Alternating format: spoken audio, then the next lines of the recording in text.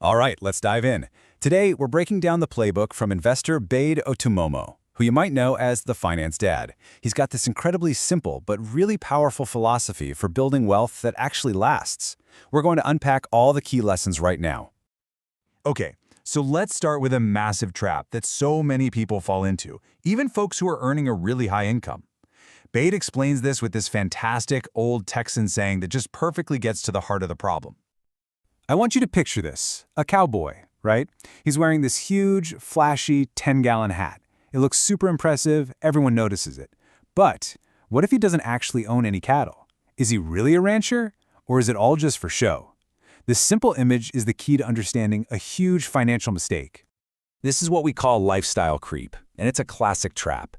You know, you might be a doctor or a lawyer making great money, but if all that income just goes to fuel a bigger house, a fancier car, a more expensive lifestyle, instead of building a real foundation of assets, well, you're left with a very big hat and absolutely no cattle to your name. So, the big question is, how do you avoid that trap? Well, it all boils down to one absolutely fundamental concept that truly separates the wealthy from, well, everyone else. You have got to understand the difference between an asset and a liability. It is literally this simple. An asset puts money into your life, a liability takes money out of your life. That's it. That is the whole game. If you can truly grasp this one distinction, you are already miles ahead on the journey to building real wealth. So let's look at some examples. On one side, you've got your assets, things like stocks, real estate that actually pays you every month, maybe a business you own. And on the other side, liabilities. That brand new car that's losing value the second you drive it off the lot. Even your primary home. I mean, if it's costing you money every single month instead of earning you money, it's really a lifestyle choice, not a true asset. Okay, so once you get that crucial difference, it unlocks this massive mindset shift. You have to go from just earning money to making your money work for you. This, right here, is where wealth building really starts to pick up speed. You know, for generations, the advice was always to save. You work hard, you put your money in a bank account, and that's that. But in today's world, that's the slow road to, well, nowhere. Investing completely flips the script. You're not just storing your money, you're sending it out on a mission to work on your behalf. I absolutely love this quote. Think of your money like an employee. It has one job and one job only, to go out into the world, make more of itself, and bring back little money babies that look just like it. That is the active role your money has to play. So you're probably asking, okay, great, but how do I actually put my money to work in stocks? Well, Bade has a really clear 4-step framework. First, you start big. You find a huge, disruptive theme, something like AI or law enforcement tech. Then, you narrow it down. Who is the #1 best player in that space? And this part's critical. You look for visionary founders who are still leading the company. And finally, you get a little confirmation by following the smart money. You see where the big hedge funds and institutions are putting their billions. Look, theory is great and all, but a real-world example just makes it so much more concrete. And Bidell shared this really powerful story of his exact strategy in action. So it all started with a mentee of his. She found a theme she believed in, law enforcement technology, and she identified the dominant company in that space, a company called Axon. Following his advice, over time she invested a total of $6,500. And just a few years later, that initial $6,500 investment had grown to $81,000. I mean, that is the power of finding a fantastic company in a disruptive theme and just having the patience to let it ride. So what was the secret sauce? The magic advice that led to that incredible growth? It was this simple. You buy the best, and then you just leave it alone. Let the company do its thing, and let your money do its job of replicating.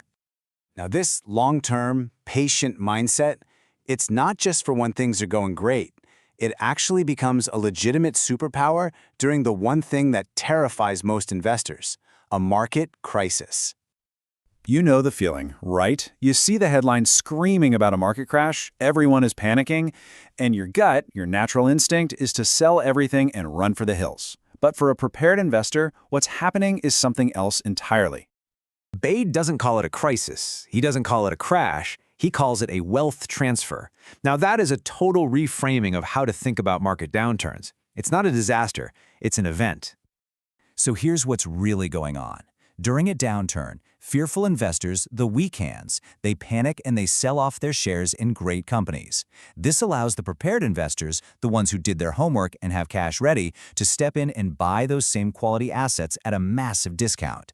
This is the moment. This is when generational wealth is truly created.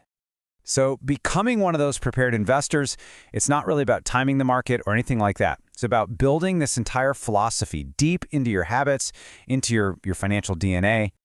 You know, one of the best ways to build this DNA is just through constant learning. Bailey calls his car a university on wheels. Even if it's just a 5-minute drive to the store, that's a chance to listen to a financial audiobook or a podcast. For him, learning isn't optional, it's non-negotiable. But this next point, this might be the single most important financial decision you will ever make. It's choosing your partner. Bade says this is absolutely critical. You have to ask the tough questions. What's their financial DNA?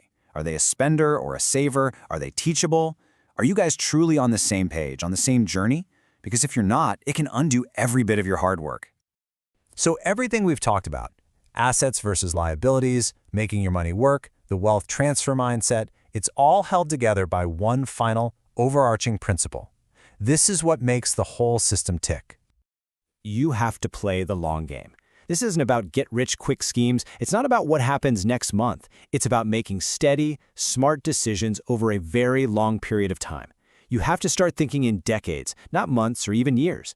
That is how real, lasting, generational wealth is built. And that really brings us to the final takeaway. Look, market turbulence, disruption, it's not a matter of if, it's a matter of when. A wealth transfer is pretty much always happening somewhere.